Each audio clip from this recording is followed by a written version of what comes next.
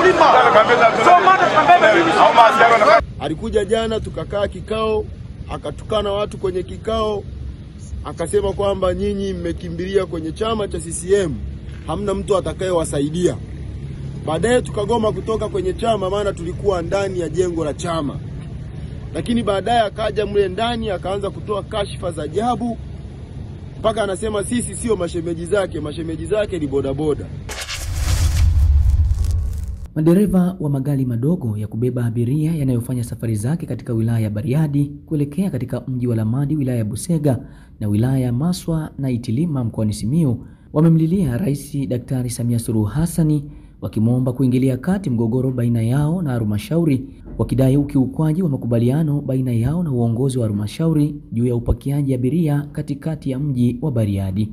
Kwa mujibu wa madereva hao ambao wameamua kufanya mgomo wa kutofanya shughuli za usafirishaji abiria, wamelalamikia kutokuwa na eneo rafiki la kupakia abiria, huku wakimtupia lawama mkuu wa wilaya ya Bariadi Mheshimiwa Simon Simalenga kutotoa ushirikiano kwa madereva hao.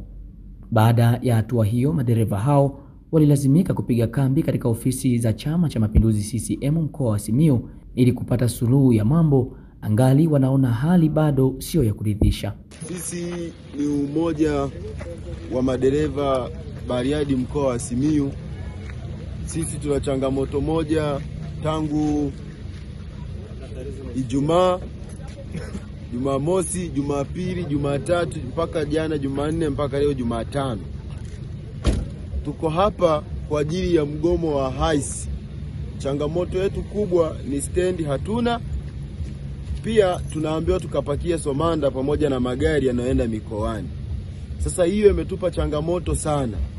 Na changamoto yetu kubwa, siku ya Ijumaa tumejikuta tukikatwa mikasi na mkuu wa wilaya. Anatukimbiza yeye mwenyewe na mikasi, anatukata mikasi na gari yake kwenda mitaroni. Hilo jambo linatupa hofu sana kubwa, linatupa mashaka. Alikuja jana tukakaa kikao, akatukana watu kwenye kikao, akasema kwamba nyinyi mmekimbilia kwenye chama cha CCM, hamna mtu atakayewasaidia. Baadaye tukagoma kutoka kwenye chama, maana tulikuwa ndani ya jengo la chama. Lakini baadaye akaja mle ndani akaanza kutoa kashfa za ajabu, mpaka anasema sisi sio mashemeji zake ni bodaboda. Sasa tunaomba serikali, tunakuomba mama, tumekimbilia kwenye uso wa chama na anatuambia chama hakina msaada na sisi. Kweli tumeamini kwamba chama hakina msaada na sisi, kwa sababu tangu Ijumaa tuko kwenye chama na hatujapata msaada na tumelala hapa tunaamka hapa. Mama, tunakuomba utusaidie, sisi umoja wa madereva Bariadi Simiyu. Tunakuomba mama utusaidie. Ndugu wa madereva wenzangu, mpaka leo hii tangu siku ya Ijumaa tunateseka Bariadi. Tunashangaa mkuu wa wilaya akituagiza twende stendi ya Somanda, ambayo ni stendi ya mabasi makubwa yaendayo mkoani. Basi zinapakilia Somanda, zinaenda Dar es Salaam, zinaenda Kahama, zinaenda Msoma, tunaenda kuchanganywa na hayo magari. Sisi kama ni watu wa daradara lazima zinaingia mjini. Hakuna mji ambao hauna daradara. Jana mheshimiwa mkuu wa wilaya amekuja ndani ya chama, akasema mnakimbilia chama, ngoja tuone kama chama kitusaidia. Na sisi mpaka sasa hivi, tangu juzi mpaka sasa hivi tuko ndani ya chama, tumekimbilia chama chetu cha Mapinduzi kwa sababu ndio chama tawala. Na hicho chama tawala ndicho kimemweka kwenye nafasi hiyo.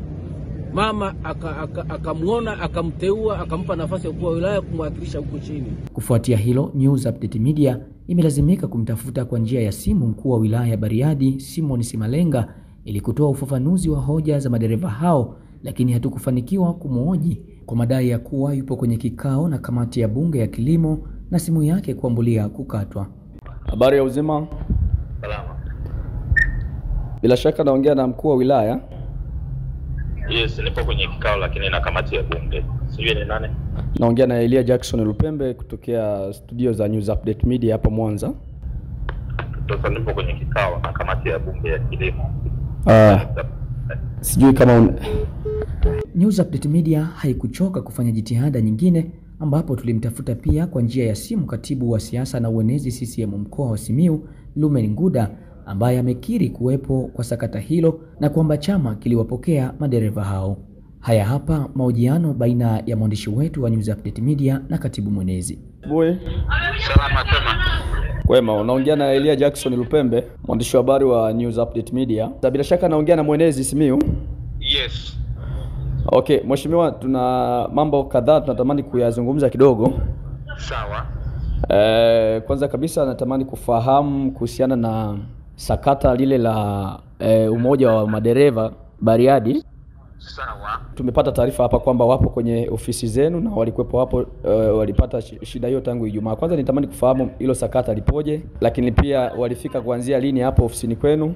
Sawa. Mpaka hivi leo, na kama ofisi imeamua nini? Kwanza ndugu zetu kwa maana ya hawa watu waendesha daradara za magari walikuja ofisini na nikano mimi mwenyewe kuzungumza nao juu ya lile sakata la wao kuhitajika kuingia kupakia kwenye stendi ile ya Somanda na kuacha ule utaratibu ambao tulipangiana awali wa kupakia watu njiani, kwa maana wakiwa wanatoka mjini wanaokota kuja stendi kuu ya Somanda. Okay. Awali tulikwisha kukaa nao tukapanga utaratibu, wakapewa utaratibu na serikali, chama akiwa ndio msimamizi wa hilo jambo, mwenyekiti wetu wa Chama cha Mapinduzi wa mkoa Shemsa akilisimamia hilo jambo. Lakini juzi nafikiri utaratibu ulibadilika kidogo. Ndio. Kwa kama chama tumekwisha kuzungumza nao na jambo hili tumekwisha lifikisha serikalini kwa wahusika. Kwa maana watu wa serikali, kwa maana ya mkuu wa wilaya kama mkuu wa wilaya mwenyeji wa eneo hili la hapa Bariadi. Okay. Kwa nafikiri utaratibu wa chama tumeshaukamilisha kwa sababu tumeshaunganisha tayari na watu wa serikali. Kwa hiyo utaratibu sasa uko upande wa serikali. Sisi kama chama msimamo wetu na jambo ambalo tungetamani zaidi kuliona ni wenzetu hao wakiingia barabarani kufanya kazi zao za kujiingizia kipato. Si faraja sana na si jambo zuri sana kuona watu wanakaa muda mrefu wakikaa bila kufanya kazi kwa sababu ya jambo hili ambalo pengine kwa ni kikwazo kidogo sana. Tunatamani sana zaidi serikali yetu ikaizungumze nao ione na jambo gani hili inaweza kutatua. Hata kama kuna kipanda ambacho wao serikali wanakiona hakijakaa sawa cha kwamba wanapoteza mapato, basi wakae nao meza moja wazungumze, waelewane kwa pamoja, waone namna gani hili jambo wanalimaliza kwa wakati mwafaka. Okay, mwenezi umesema kwamba mwanzo kulikuwa kuna utaratibu lakini juzi utaratibu huo umebadilika. Kulikuwa kuna utaratibu gani na kilichobadilika ni kipi hasa? Kwanza utaratibu wa awali kabisa hao watu walitakiwa wapaki kwenye stendi kuu ya Somanda, maana mle ndani kuna sehemu ambapo haisi zinatakiwa zipaki. Lakini kulikuwepo na ukosefu wa abiria wala ambao wanaohitaji, kwa sababu unajua hizi haisi ni take and give, yani yenyewe ni kama inaokota inapitia watu.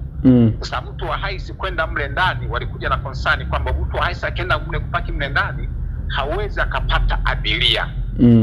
Sasa concern hiyo wali-raise wakaileta kwenye chama kikawasikiliza, na kwa chama kikamuita mkurugenzi kwa maana mkurugenzi wa eneo husika, kikamuita mkuu wa wilaya, kazungumza na serikali kwa maana mkuu wa mkoa pia kwa kipindi hicho ndugu yetu Daktari Nawanda, wakanishe tili jambo, wakashauriana ya kwamba watu wa haisi wao wanafika mpaka mjini, wanapaki pale maeneo ya CRDB, kuna stendi ndogo karibia na msikiti pale wa Ijumaa, wanazunguka mjini wanaokota watu wanakuja. Kwa hiyo wakatumia busara hiyo ambao haikuwa rasmi. Okay.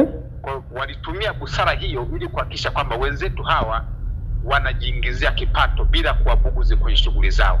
Okay.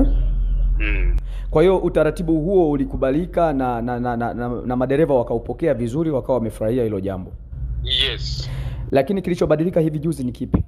Kilichobadilika hivi juzi sasa watu wanataka kurudi kwenye ule utaratibu wa awali kwenye utaratibu ambao ni fomo wa kwenda kupaki zile haisi kwenye ile stendi ya mabasi. Okay. Jambo ambalo sasa wenzetu wanaona hawatapata chochote kwa sababu ile kuna competition ya magari makubwa yanayoenda Mwanza na nini, na hao wenzetu ni watu wachache. Kwa hiyo mtu akisubiria mtu mwenye haisi anaweza akaenda ruti moja tu, anaenda Ramadi kwenda na kugi basi siku imeshaisha. Hiyo ndio concern yao wao wanayo-raise.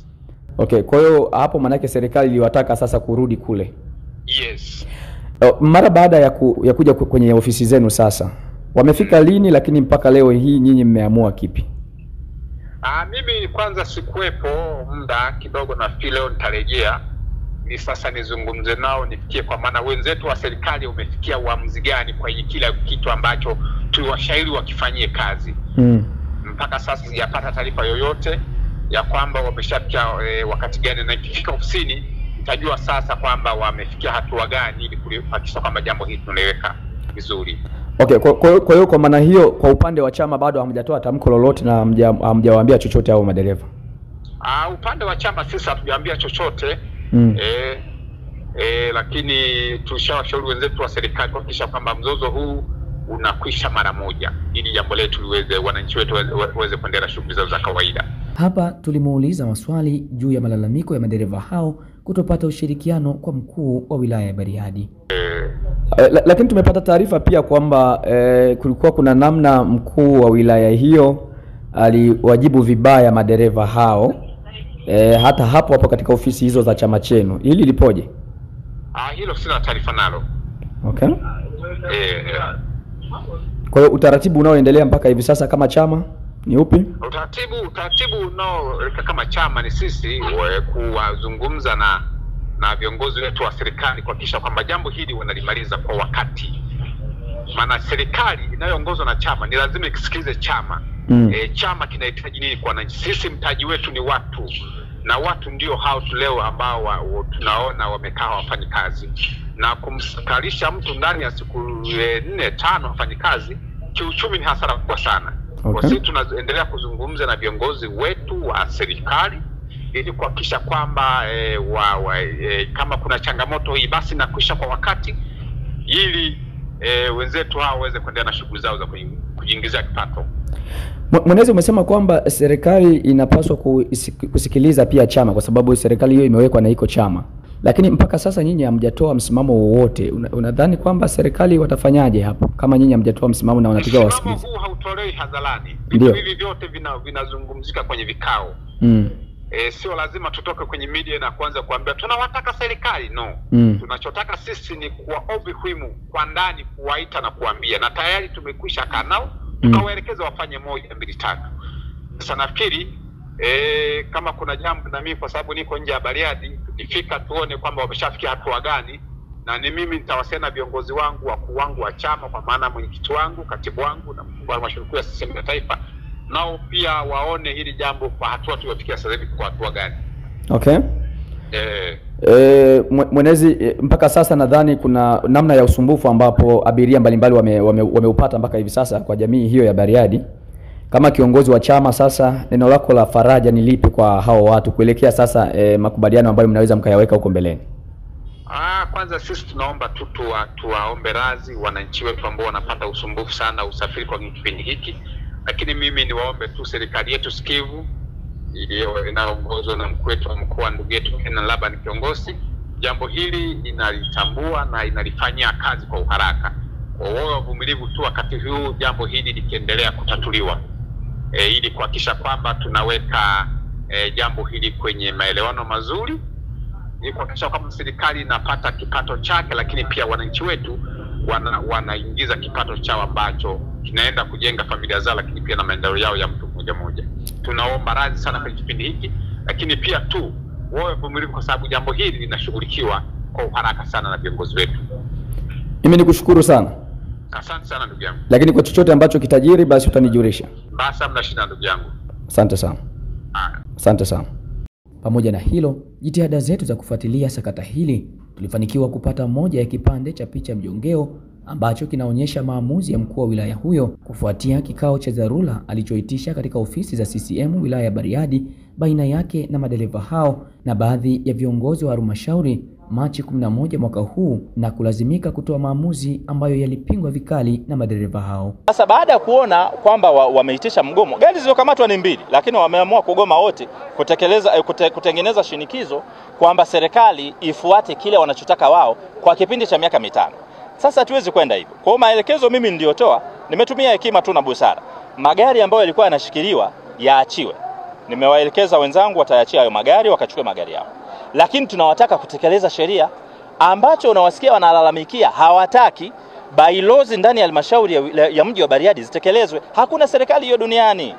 Kama tutaona hawataki kutii sheria kwa kipindi chote walichokataa, na kama wataendelea, basi tutakuwa tuna namna ni kufuta tu vibali ambavyo wamepewa ili hayo magari yasajiliwe upya. Nadhani ndiko tutakakoelekea. Kwangu mimi binafsi, kwa msimamo wake anaoonyesha, mimi sikubaliani nao. Ni bora nikaenda LATRA wakanitolea ile LATRA yao, nikafanya shughuli zangu nyingine. Na ameshatoa maamuzi, na sisi na maamuzi yetu hatutaingia Somanda. Hapa gari hazitoki mpaka waje atoe mwenyewe kwamba kama ametupa ruhusa kupakilia mjini ndio gari zitatoka hapa. Kuanzia juzi wanaanza kutukamata, wanatuambia tukachanganye mure Somanda hizi daradara na basi ambazo zinaenda Mwanza zinachukua abiria wa 1000, wa 2000, wa 3000. Gari inatoka Kame inaenda Bunda, inaenda Msoma, inabeba abiria 1000, wa 2000. Je, sisi hizi daradara tunalipa mapato, tunalipa ushuru, tunalipa LATRA, tutaziendeshaje? Sisi kiaro yetu kubwa ni watupe eneo mjini ambalo ni stendi ambayo inaitwa ya daradara. Bunda ni wilaya ndogo ina stendi 2. Leo Bariadi ni mkoa mzima wanatuambia tuchanganye daradara na basi zinazoenda Dar, zinaenda Kahama, zinaenda Shinyanga, zinaenda Msoma, Mwanza. Tafanya biashara gani hiyo sisi? Hii hatua ilitokea mwaka jana, changamoto kama hii. Tukakaa kikao, tukakubaliana na halmashauri, wakatuambia tupakilie kuna eneo hapo mbele kwenye benki ya CRDB kwa pembeni kuna eneo ambalo ulipo la kuegesha magari. Tupakilie hapo gari moja bila kuweka jamu wa magari. Lakini tulivyoanza kupakilia pale, tumepakilia takriban kama muda wa mwaka mzima. Lakini juzi hapa wameamka tu kukamata magari ovyo kama kipindi kile walivyokuwa wanakamata. Wamekamata magari wamepeleka kituoni. Wanaandika faini ya 2.5. 2.5 ya magari yanatoka wapi? Inatoka wapi? Kwa halia sasa hivi. Wao walikuwa wameshatuahidi kwamba sheria zikigeuka au mikakati ikigeuka watatukaliza watatuita tuzungumuze ili watupe eneo la kuweza kufanyaje kupakilia, maana awali walitupa ile eneo. Sasa hivi wamekuja wameanza kukamata magari bila kutuita. Sasa tunashindwa kuelewa. Mtazamaji, endelea kufuatilia taarifa zetu kwa mwendelezo wa sakata hili, huku tukiendelea kufanya jitihada za kumtafuta mkuu wa wilaya kwa awamu nyingine ili kupata ufafanuzi zaidi wa malalamiko hayo. Elia Jackson Lupembe, hii ni News Update Media.